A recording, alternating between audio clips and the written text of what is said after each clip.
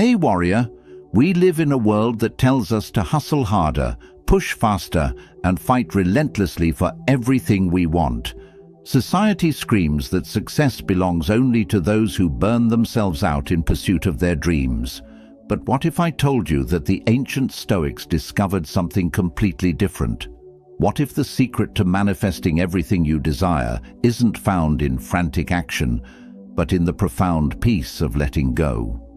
Marcus Aurelius, the most powerful man in the Roman Empire, wrote in his personal journal, "Confine yourself to the present." He understood that when we stop fighting the current of life and start flowing with it, miracles begin to happen. The Stoics weren't passive dreamers. They were warriors who conquered through wisdom, not force. Think about water for a moment. It doesn't struggle against the rocks in its path. Instead, it flows around them, over them, through them, and eventually it shapes the entire landscape. This is the power of relaxed intention, the ability to hold your desires lightly while trusting the natural order of things to bring them to fruition. When you're constantly stressed about your goals, when you're gripping so tightly to outcomes that your knuckles turn white, you're actually pushing away the very things you want most. Anxiety creates resistance, and resistance blocks the flow of abundance into your life. The Stoics understood that our desperation often becomes the biggest obstacle between us and our dreams. But here's where it gets beautiful. When you truly relax into your desires, when you align with the natural rhythm of existence, you become magnetic to opportunities. You start noticing doors that were always open but invisible to your stressed mind. You begin attracting the right people, circumstances, and resources, not through force, but through a calm confidence that tells the universe you're ready to receive. This isn't about becoming lazy or giving up on your dreams. It's about discovering the difference between effortless action and exhausting struggle. It's about learning to plant seeds with intention and then trusting the soil, the rain, and the sun to do their work. The Stoics called this amor fati, love of fate, the deep acceptance that everything unfolds exactly as it should. Today, I'm going to share with you 10 profound Stoic principles that will transform how you approach manifestation. These aren't just theories, they're practical wisdom that has been tested by thousands of years of human experience. Each principle will show you how to release the tension that's been blocking your blessings and step into the flow state where miracles become natural. Before we dive deep into this life-changing wisdom, I need you to do something. Hit that like button right now. It tells me you're ready for transformation. If that speaks to you, type this in the comments to anchor it in your heart. When I relax, life flows to me. Share this video with someone who needs to hear this message. Subscribe to this channel because we're just getting started on this journey together. And please, don't skip any part of this video. Number 1. The art of detached desire. Here's the paradox that drives most people crazy.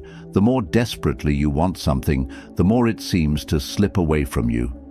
But the Stoics discovered something revolutionary about human desire that modern psychology is only beginning to understand. Epictetus, who went from slave to one of history's greatest philosophers, taught, "Wealth consists in not having great possessions, but in having few wants." This isn't about giving up your dreams. It's about understanding the difference between wanting something and needing it. When you need something, you create desperation. When you want something while being completely okay without it, you create magnetism. Think about the people in your life who seem to effortlessly attract what they want. They're not the ones constantly talking about what they lack or posting desperate affirmations on social media. They're the ones who hold their desires lightly, like a butterfly resting on their palm. They want beautiful things to happen, but they don't define their worth by whether those things arrive on their timeline. This is what the Stoics called preferred indifference. Yes, you prefer to have success, love, and abundance, but your inner peace doesn't depend on them. Your happiness isn't held hostage by external circumstances. This creates a powerful energy that actually draws opportunities toward you, because people and the universe itself are attracted to those who aren't needy. When you practice detached desire, you stop sending out desperate energy that repels what you want. Instead, you begin operating from a place of abundance, even before the physical manifestations arrive. You start making decisions from confidence rather than fear, and confident decisions almost always lead to better outcomes. The magic happens when you can say, "I would love for this to happen, and I'm taking inspired action toward it, but I'm genuinely okay if it doesn't happen exactly as I imagine." This isn't giving up. This is growing up. This is understanding that the universe often has something even better in mind than what your limited perspective can see. Practice this today. Hold your biggest desire in your mind, then take a deep breath and say, "This or something better." Feel how that releases the pressure and opens up infinite possibilities. Let this one sink into your soul and drop it in the comments if it resonates. I desire with peace, not desperation. Number 2. Present moment magnetism. Your mind is probably living everywhere except where your power actually exists, right here, right now. Most people spend their days mentally living in a future that hasn't happened yet, or replaying a past that can't be changed. But the Stoics understood something profound. All manifestation happens in the present moment, and when you're not here, you miss the magic. Seneca wrote, "True happiness is to enjoy the present without anxious dependence upon the future." This isn't just beautiful philosophy, it's practical magic. When your consciousness is fully present, you notice opportunities that your scattered mind would completely miss. You hear the casual comment that leads to your next big break. You feel the intuitive nudge to take a different route home, where you bump into exactly the right person. But here's what most people don't understand about presence. It's not just about awareness, it's about energy. When you're truly present, you're operating at your highest vibration. You're not carrying the heavy energy of past regrets or future anxieties. You're pure potential, and that energy is incredibly attractive to both people and circumstances. Think about the most magnetic people you know. They're not the ones constantly checking their phones or talking about what they're going to do someday. They're the ones who look you in the eye when you speak, who seem to have all the time in the world, who make you feel like you're the only person in the room. That's presence, and it's magnetic. The beautiful irony is that when you stop living for the future, you create a better future. When you stop trying to escape this moment becomes the launching pad for everything you've been dreaming of. Opportunities don't exist in tomorrow. They exist in the awareness you bring to today. Your breath is your anchor to the present. Every time you notice your mind wandering into what if or if only, come back to your breathing. Feel your feet on the ground. Notice 3 things you can see, hear, or feel right now. This isn't meditation, this is manifestation practice. The present moment isn't just where you exist, it's where you create. Stop living in the waiting room of your life and step into the reality where miracles are happening right now. Number 3. The wisdom of accepted resistance. Life is going to give you obstacles. That's not a possibility, that's a guarantee. But here's what separates those who manifest their dreams from those who stay stuck. How you relate to resistance determines whether it becomes your enemy or your teacher. Marcus Aurelius faced plagues, wars, and betrayals, yet he wrote, "The impediment to action advances action. What stands in the way becomes the way." This isn't just poetic language. This is the secret to turning every setback into a setup for something greater. When you stop fighting reality and start dancing with it, resistance becomes your greatest ally. Most people encounter an obstacle and immediately think the universe is working against them. They take it personally, get discouraged, and often give up entirely. But what if every obstacle is actually the universe's way of making you stronger, wiser, and more ready for what you're asking for? Consider the oyster and the pearl. The irritation of sand doesn't destroy the oyster. It creates something beautiful and valuable. Your obstacles aren't punishments. They're invitations to grow into the person who can handle the level of success you're requesting. When you accept resistance instead of resenting it, something magical happens. You stop wasting energy fighting what is, and you start using that energy to navigate through what is. You become like water again, flexible, persistent, and ultimately unstoppable. This doesn't mean you become passive or that you don't take action. It means you take inspired action instead of desperate action. You respond instead of react. You look for the lesson in every challenge and the opportunity in every obstacle. The next time something doesn't go according to your plan, pause and ask, how is this actually serving my highest good? What is this experience trying to teach me? How is this making me stronger for what's coming? Sometimes the delay is protection.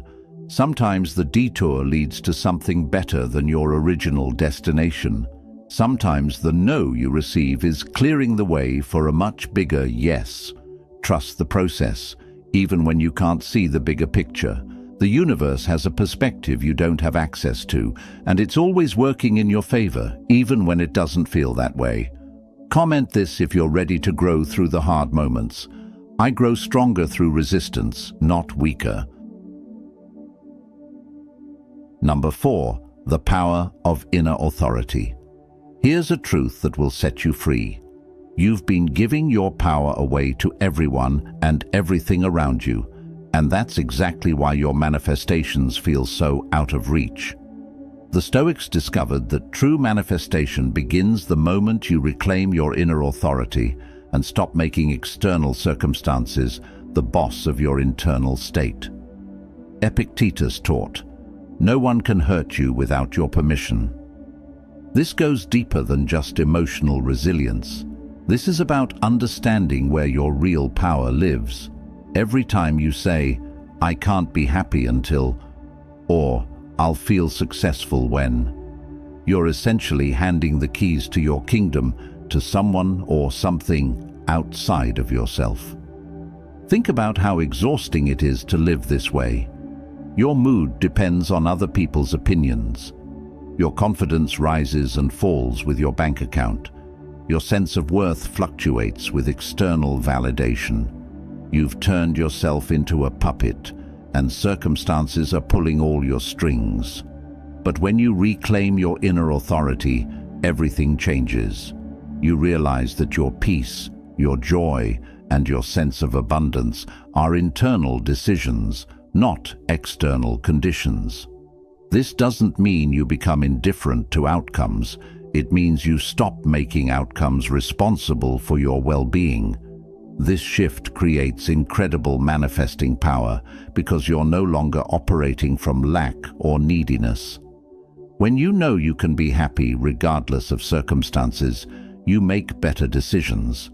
When you know your worth isn't determined by external validation, you show up more authentically. When you know your security comes from within, you take bigger, bolder risks.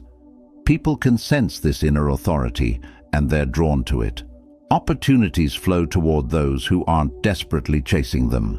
Success gravitates toward those who don't need it to feel valuable. Start practicing this today. Before you check social media, before you look at your bank account, before you seek validation from others, check in with yourself. Ask, how do I choose to feel right now, regardless of my circumstances? Then honor that choice. Your external world will always be a reflection of your internal world. Change the inside, and the outside has no choice but to follow. Feel that power rising in you. Share it in the comments. I am the author of my own experience. Number 5. The art of strategic non-action. This might sound contradictory, but sometimes the most powerful thing you can do is absolutely nothing. The Stoics understood something that our action-obsessed culture has forgotten. There's a profound difference between being busy and being effective, between motion and progress, between forced action and aligned action. Lao Tzu, whose philosophy deeply influenced Stoic thought, taught, "The sage does not attempt anything very big, and thus achieves greatness." Sometimes your biggest breakthrough comes not from doing more, but from having the wisdom to do less. We live in a culture that equates action with progress, but much of what we call taking action is actually anxiety in disguise. We stay busy because stillness makes us uncomfortable. We keep pushing because we're afraid that if we stop, everything will fall apart. But this frantic energy often pushes away the very things we're trying to attract. Strategic non-action doesn't mean being lazy or giving up on your dreams. It means having the confidence to step back when you've done your part and trust the process to unfold. It means knowing when to plant seeds and when to let them germinate in darkness. It means understanding that some things simply cannot be rushed, no matter how badly you want them. Think about a master chess player. They don't make moves just to be moving pieces. They wait for the right opportunity, even if it means sitting in apparent inaction while their opponent makes hasty moves. Their patience becomes their power, and their restraint becomes their strategy. When you learn the art of strategic non-action, you stop exhausting yourself with busy work that doesn't actually move you forward. You begin to trust your intuition about when to act and when to wait. You discover that sometimes the universe needs space to work its magic, and your job is simply to get out of the way. This week, practice saying, "I don't know" when you don't know, and "I'll wait" when waiting feels right. Notice how this creates space for solutions and opportunities that your forced action was actually blocking. The universe rewards those who can be still enough to receive what it's trying to give them. Number 6. Gratitude as a manifesting force. Most people think gratitude is just about being polite or positive, but the Stoics understood something much deeper. Gratitude is actually one of the most powerful manifesting forces in the universe. When you truly appreciate what you already have, you create a magnetic field that draws more abundance into your life. Marcus Aurelius wrote, "When you wake up in the morning, tell yourself, 'The people I deal with today will be meddling, ungrateful, arrogant, dishonest, jealous, and surly. They are like this because they can't tell good from evil. But I have seen the beauty of good and the ugliness of evil, and have recognized that the wrongdoer has a nature related to my own.'" Even in acknowledging human flaws, he found reasons for gratitude and understanding. Here's what happens energetically when you practice real gratitude. You shift from operating from a mindset of scarcity to operating from a mindset of abundance. Instead of focusing on what's missing, you're acknowledging what's present. Instead of sending out lack energy, you're radiating fullness energy. But this isn't about fake positivity or pretending everything is perfect. True Stoic gratitude acknowledges reality while choosing to focus on what's working rather than what's broken. It's about finding genuine appreciation for your challenges because they're making you stronger, for your struggles because they're teaching you wisdom, for your setbacks because they're redirecting you towards something better. When you wake up grateful, you start your day in a high vibration state that attracts high vibration experiences. When you go to bed grateful, you program your subconscious mind to look for more things to appreciate. This creates an upward spiral where gratitude leads to more experiences worth being grateful for. The magic isn't just in feeling grateful, It's in expressing gratitude. Tell people how much they mean to you. Write thank you notes for small kindnesses. Acknowledge the beauty in ordinary moments. Appreciate your body for carrying you through life, your breath for sustaining you, your heart for continuing to beat. Gratitude turns what you have into enough, and enough is always the foundation for more. When the universe sees you appreciating what you've already been given, it trusts you with greater gifts. Number 7. The strength of emotional sovereignty. Your emotions are not happening to you, they're being created by you. This single realization contains enough power to transform your entire life. Yet most people spend years giving their emotional state away to circumstances, other people, and random events beyond their control.